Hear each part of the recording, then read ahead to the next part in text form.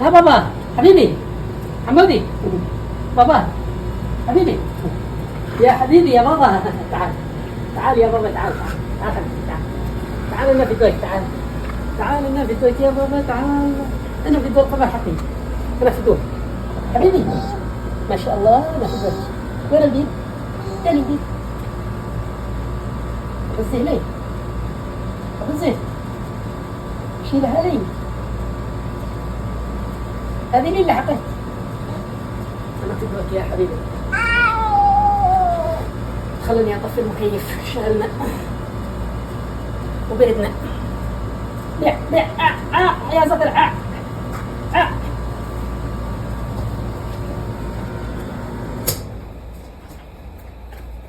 حمودي يا بابا تعال تعال تعال تعال بابا تعال بابا حميدي حبيبي حمودي بابا تيجي بالسيارة حتى أنا في الدواء أنا في الدواء القمر حقي في الدواء في الدواء حبيبي حبيبي حبيبي حمودي حمودي بابا تعال تعال تعال بابا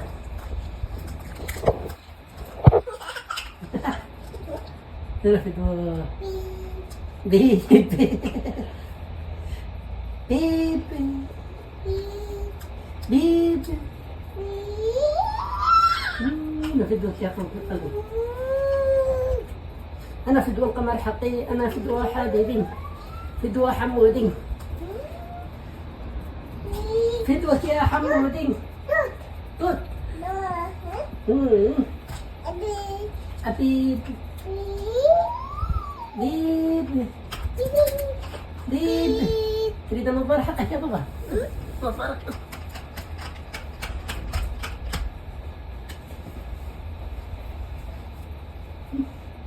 بس النظارة ما شاء الله ما شاء الله شوي شوي شوي شوي خليني اركب زي ما شاء الله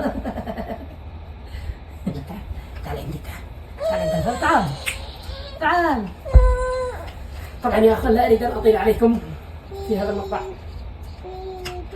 لاني اتوقع ان القصه طويله شوي ستاخذ وقت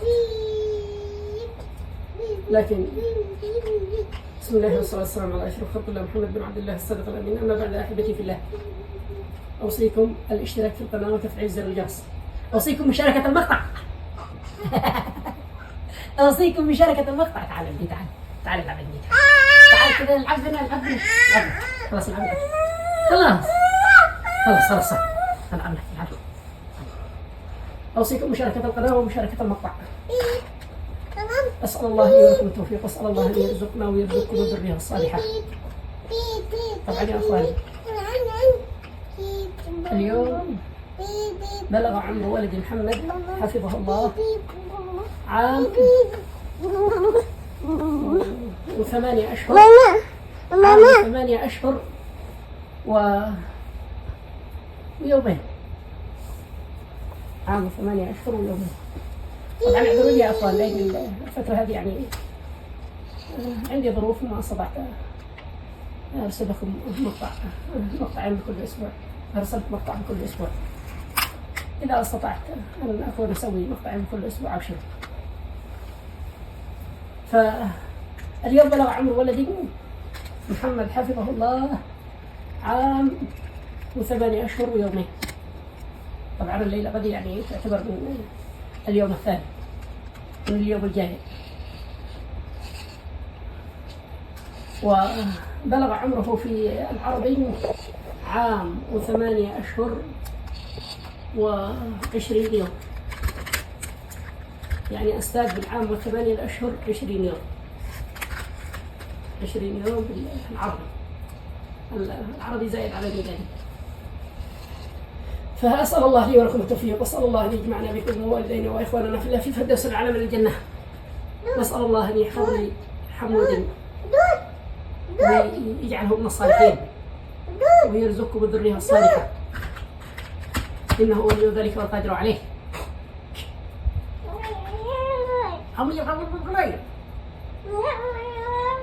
العب لك سيارة بس. العب العب يا بابا العب العب يا حبيبي العب. توت. وش معنى توت؟ توت يعني ديب.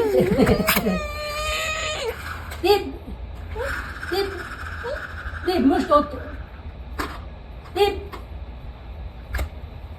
ديب ديب تاني يا بابا. جيب لي جيب لي جيب لي سيارة. جيب لي سيارة. تعال تعال تعال تعال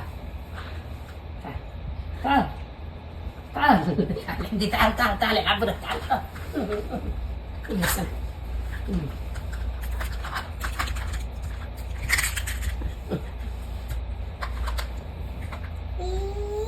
بيب بيب بيب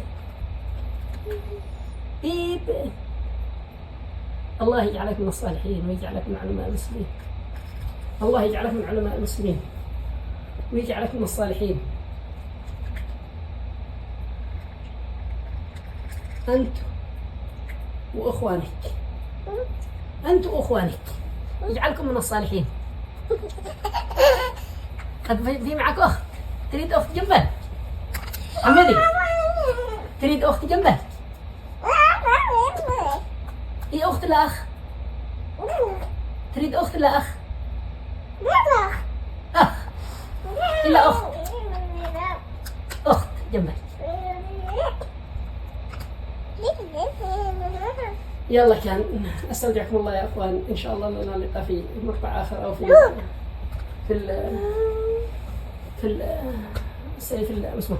في القصه ان شاء الله. واستودعكم الله. بسم الله والصلاه والسلام على اشرف خلق الله محمد بن عبد الله الصادق الامين. اما بعد احبتي في الله، اولا نبدا بقصتنا يا اخوان. فالقصه يا اخوان اليوم القصة قصة الأخ نضال مع خليل. قصة الأخ نضال بشكل عام. فقصة الأخ نضال يا أخوان هذه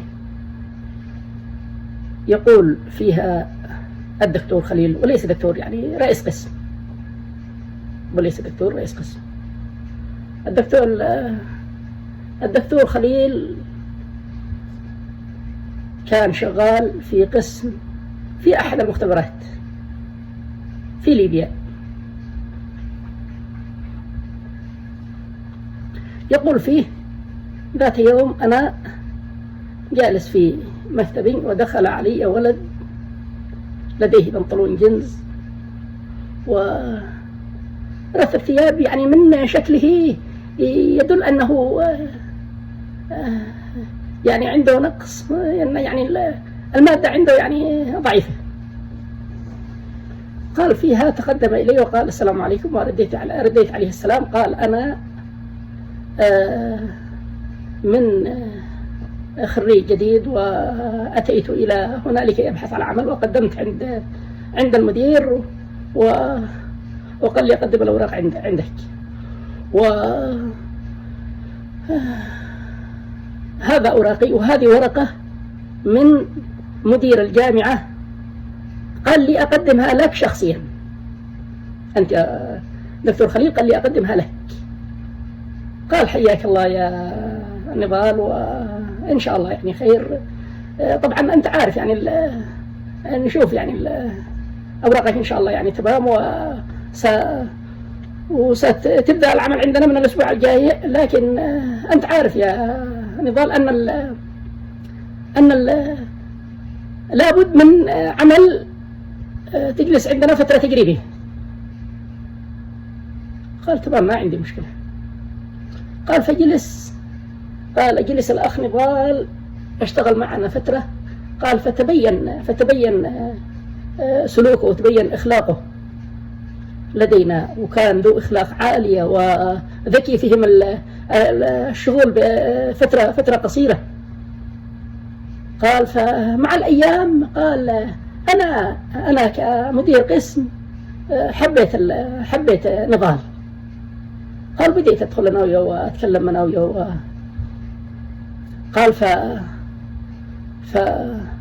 وأعجبت به وحبيته وحبوه كل الذي بالقسم، كل الذي بالقسم، يعني من العمال والموظفين قال وفي يعني ومع احتكاكي معه تبين لي أنه أبوه فلسطيني وتزوج مصرية الذي هي أمه، وأنجبت الفلسطينية المصرية أنجبت للفلسطيني 3 أولاد، هو وأخوه وبنت أخرى، وبعدها طلقها أبوه وتزوج امرأة أخرى من ليبيا، وكان أبوه دكتور فلسطيني عايش في ليبيا. قال فمرت الأيام، فعندما طلق أمه عاش هو وأخوه وأخته عند امرأة أبيه التي هي عمته أو خالته. قال مرت الأيام، قال مرت أبي هذه ما ارتحت لي، يعني نضال يكلم خليل. قال مرت أبي الليبية هذه ما ارتحت لي، وعشت أنا وياها، لكن كنت أعيش وهي لا تريدني. قالوا في يوم من الأيام نادتني يا خليل يا نضال تعال، فذهبت إلى أنا وياها وقالت أريد أكلمك على انفراد. قلت له طيب أبشر يا عمتي أنا تحت أمرك. قال قالت لي يا إما أنت في هذا البيت يا إما أنا ما ارتحت لك في البيت. ممكن إن نضال يعني شكله من شكله يعني غير مرغوب غير محبوب. قال أخواني الثواني البنت والولد عايشين معها، عاشت معهم وكسم على عسل ولا كأنه في شيء إلا أنا. قال فقلت لها أبشري يا عمتي، أبشري يا زوجة أبي، أبشري الذي تأمري عليه، أنا سأذهب من هذا البيت ولن أكلم أبي بهذا الأمر. قال ما ينفع أن أنا أكلم أبي أدخله في مشاكل قال فتفهمت الوضع أنا بنفسي، وذهبت وأتيت إلى هنا. قال فاستغرب خليل من كلامه هذا. قال فقاموا بحثوا له على بيت، على سكن، ما حصلوا له إلا حوش، يعني بالليبيا يقولوا حوش، يعني هنا عندنا نقول استراحة، لكن بالليبيا يقولوا حوش. قال حوش فيها غرفة ومطبخ قال فكنا نذهب نجلس معه. قال يعني بعد ما استأجروا له هذا البيت واشتروا له فراش وكنت أوصله أنا بالعربية حقي، يعني خليل يتكلم كذا، كنت أوصله أنا في العربية. فعاش هناك، وبعد فترة كان الكلام هذا بعام 95. قال بعدها بفترة هو جالس بالمختبر، أنا يعني جالس بالمختبر كذا، وليتمازح مع أحد الدكتورة، واحدة دكتورة.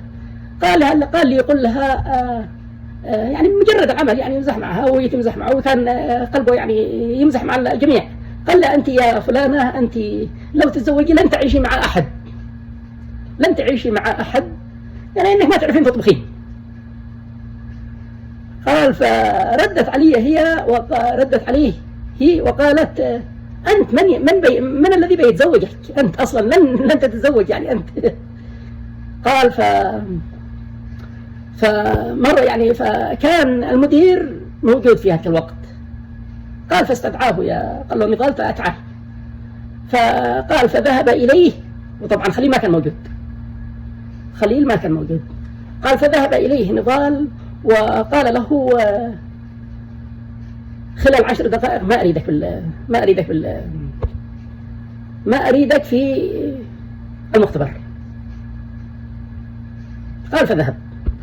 وبعد ما ذهب نضال، قال من عفة نفسه لم يلحق بعد المدير. عفيف نفس كان، ما لحق بعد المدير، واعتبر الأمر يعني قال رزقي على الله لن أذهب إليه. وقال فكان خليل ما كان موجود في هذا الوقت. فعندما أتى خليل كلمه بالكلام، فقال فقال كلم نضال، كلم خليل قال له لقد طردني من العمل، وقال كان يفكر يعني أن كنت أتمازح أنا أحد البنات في المختبر، فدخل فكر أن في شيء ومن حقه يعني يفكر في هذا الأمر. لكن قال له يعني فزعل خليل زعل شديد، قال كيف يقرر شيء مثل هذا بدون ما يرجع لي أنا رئيس القسم عارف كل شيء، كيف يعني يقرر هذا وما يرجع لي وما يكلمني؟ قال فأقسم علي، طبعا القصة هذه يتكلم فيها خليل، قال فأقسم علي نضال ألا أذهب إليه ولا أكلمه، قال رزقي على الله. قال أين تذهب طيب؟ قال أذهب إلى طرابلس. ما ويش الذي عندك؟ قال عندي أمي هناك، الذي يعني عندي أمي متزوجة رجل ليبي وهو كبير بالسن ولم يرزق بأولاد، وما يرزق إلا البنات الذي هي خواتي من أمي، سأذهب إليه وأكلمه عن وضعي وأبحث لي عن عمل. قال له خلاص لنكن على تواصل، لا تقطع الأخبار عنا يا نضال، لا تقطع علينا أخبارك، اتواصل معنا.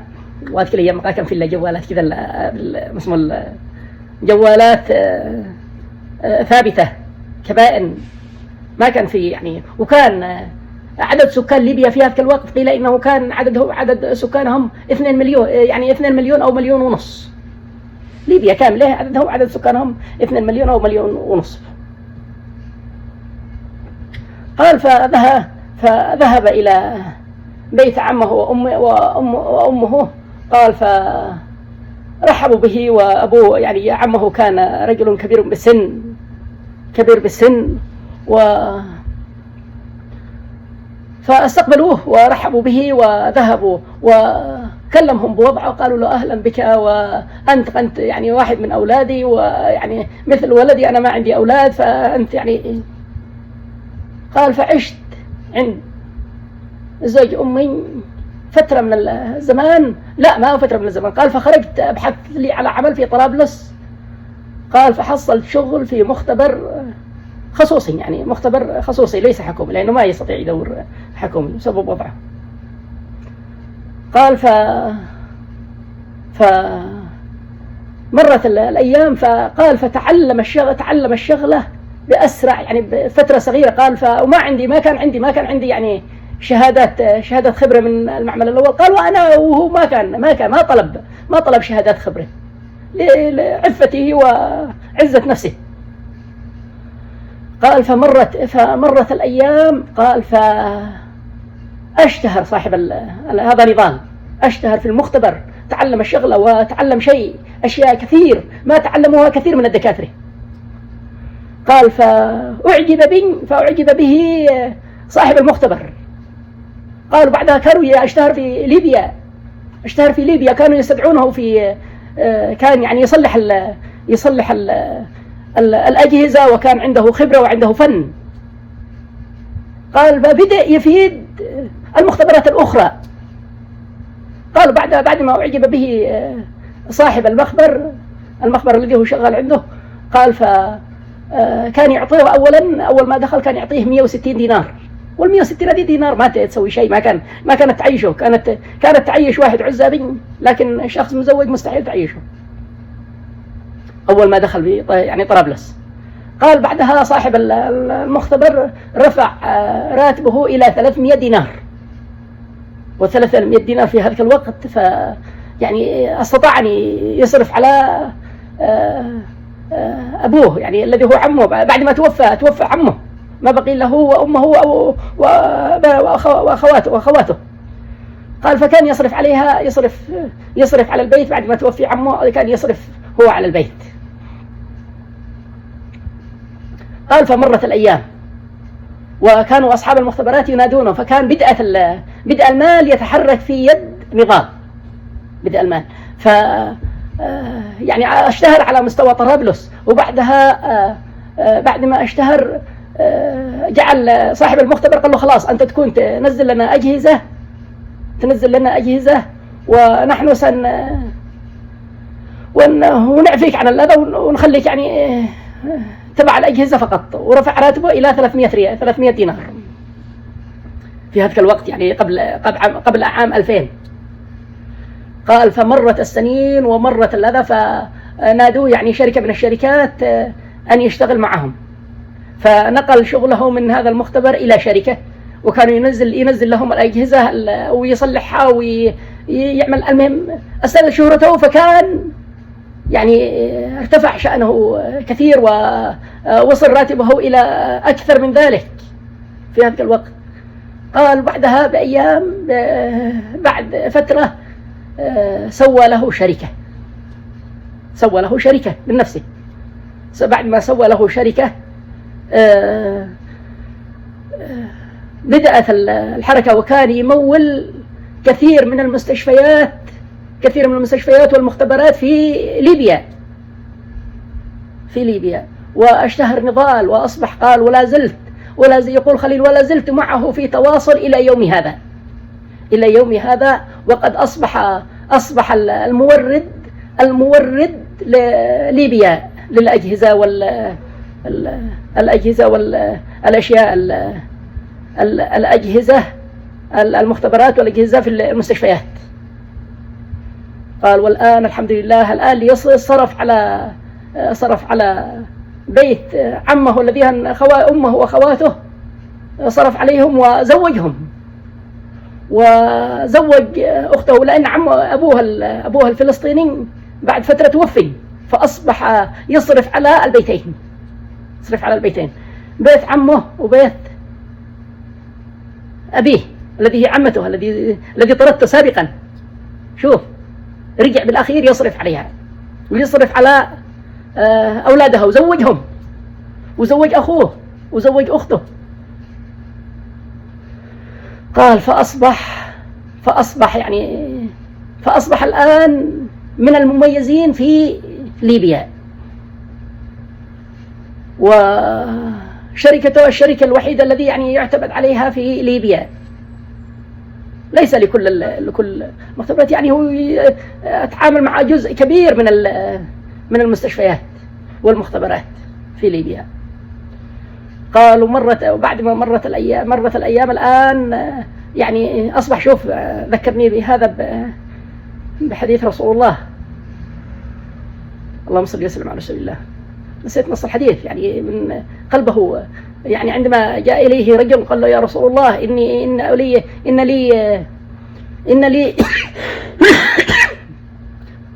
إن لي أقرباء، اللهم صل وسلم على رسول الله،